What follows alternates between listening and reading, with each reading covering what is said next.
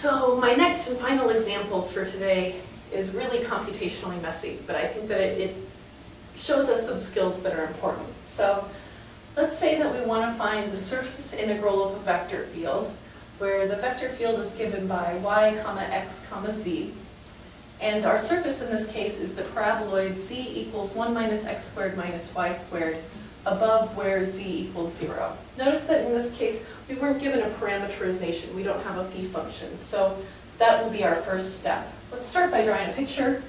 Thankfully, this is our old friend, the paraboloid. It's a downward-facing parabola. It has an intercept up here at 0, 0, 1, and it's shaped like this bowl. And we're going to cut it off, so our surface is just going down until z equals 0. We're comfortable with this surface. So let's come up with a parameterization. And there are a number of ways that we can parameterize this. I want to point that out.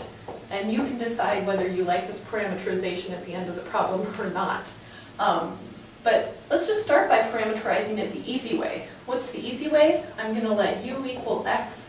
I'm going to let v equal y, because that means that our parameterization is going to be given by just u, v, and then z in this case is a function of my x's and y's. And so z is going to be 1 minus x squared minus y squared. So I parameterized this surface. This is what our z is equal to, right? Oh! What is x? X in this case is u, and y in this case is v, because that's what I've set them equal to each other. It really doesn't matter what order I set these variables in. It'll give us a different type of normal vector. So we have this surface. Let's go ahead and step 1. I'm going to compute both of these partials so that we can compute our normal vector, tu cross tv. These steps should start seeming familiar. This is what we did in the last section as well. So it's my partial derivative with respect to u. It's going to be 1, 0, in this case negative 2u, because the rest are just constants. Similarly, my partial derivatives, I get 0, 1, negative 2v.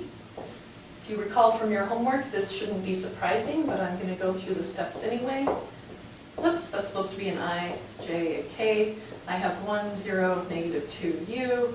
I have 0, 1, and negative 2v. So what does our vector end up being? It's I times 0 minus 2u becomes a positive 2u. Similarly, it should be minus a negative 2b, which is a positive 2b. And in my k component, I end up with 1. This is something that we found anytime we take this, what I'm going to call a magic parameterization. It's a standard parameterization where I set x exactly equal to u and y exactly equal to v. The normal vector that we're going to get out is going to be the partial derivative with respect to x negatively, the partial derivative with respect to y negatively, and 1. So now we have our normal vector. Now, the next step, normal vector, step number 1. Step number 2, we're going to take our phi function and plug it into our f function. So I'll keep my normal vector written down here. And I'll look at what is f of, this is step 2, so I'll write a 2 there. F of phi of uv is going to be equal to plugging in each of these pieces where they're supposed to go. So my y-coordinate in this case is given by v. So I'm plugging in this part for y. My x-coordinate is given by u. And my z-coordinate is exactly what my z-coordinate should be, 1 minus u squared minus v squared. And so that means that my final integral is going to be the dot product of f of phi dotted with my normal vector. I'm going to start up at the top.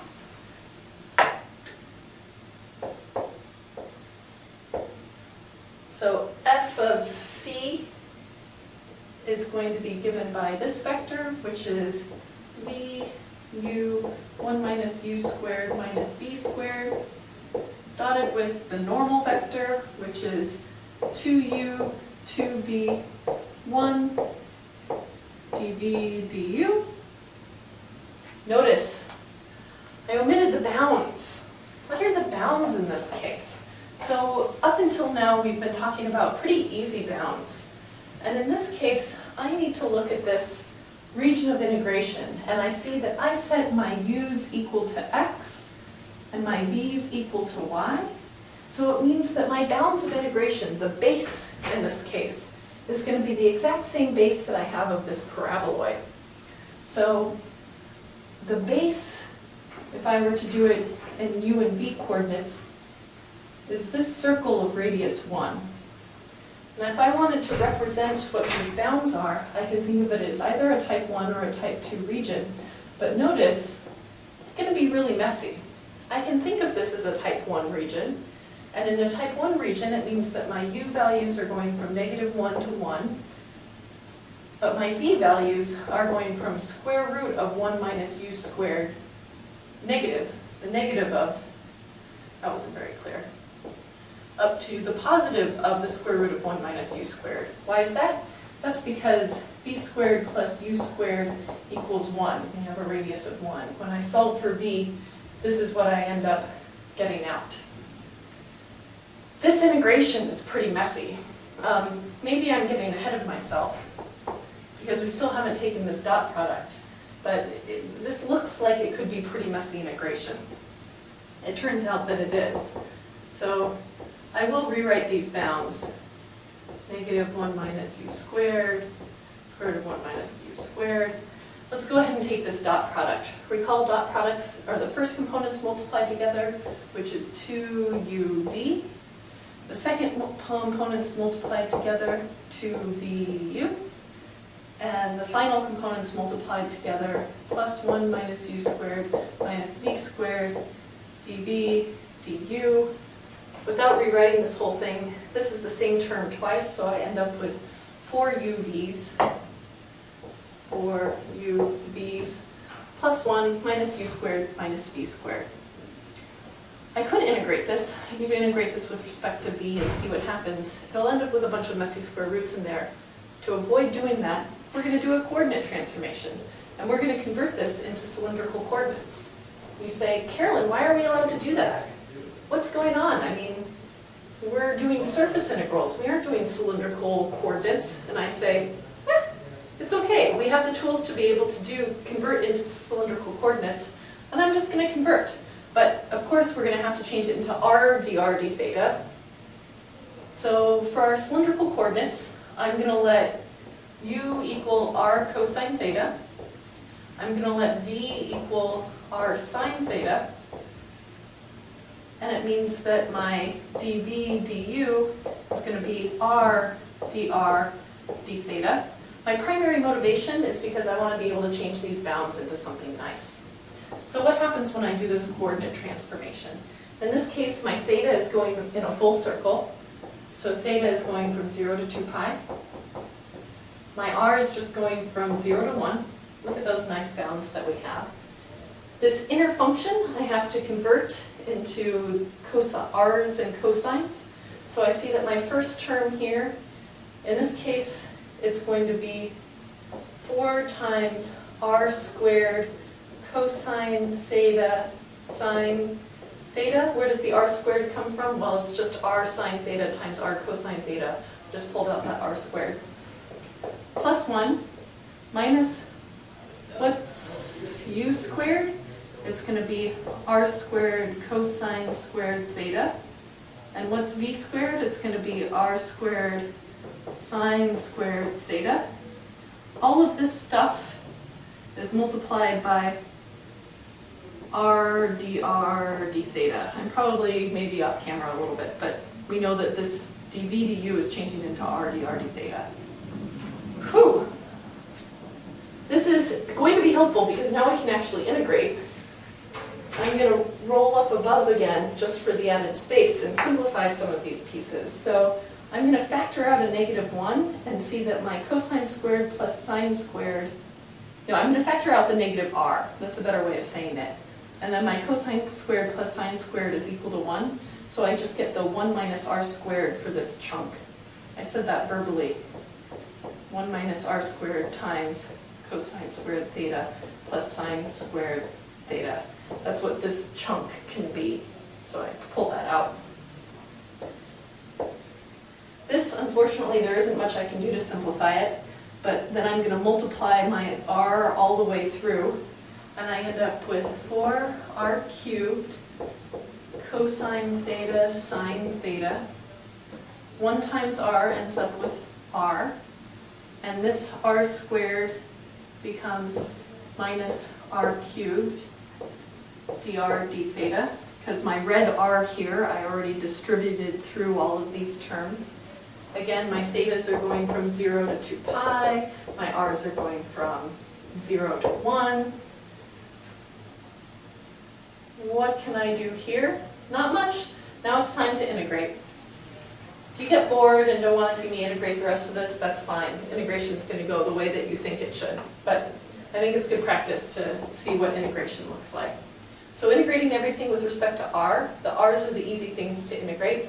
This r becomes r to the 4th times 1/4, so the 4 goes away, and I end up with just r to the 4th cosine theta sine theta plus 1/2 r squared minus 1/3 r, 1/4, sorry, r to the 4th.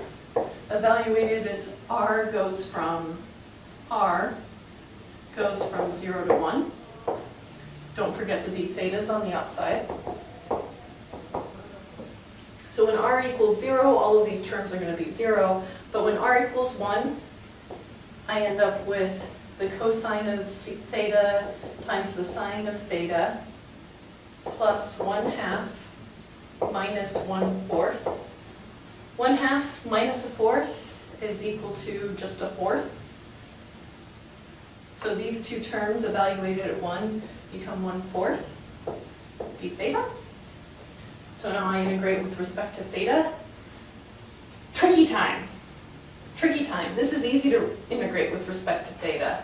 This is harder to integrate with respect to theta. I'm actually going to do a w substitution. We've already used up a u here, because I know that the derivative of sine of theta is cosine of theta. So I'm going to break this up into 2 separate integrals. I'll just do it visually here. D theta plus an integral of, what was this? This was 1/4 d theta. This one's going to be easy to integrate. This is hard to integrate.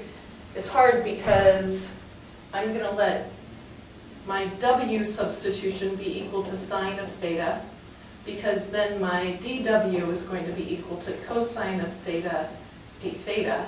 And that's super easy. So this cosine of theta d theta turns into my dw, and I end up with the integral of w dw plus the integral of 1/4 d theta. Integrating w just ends up being 1/2 w squared, evaluated from where theta equals 0 to 1, plus 1/4 theta, because the integral of 1/4 is 1/4 theta, evaluated from theta equals, 0 to 2 pi.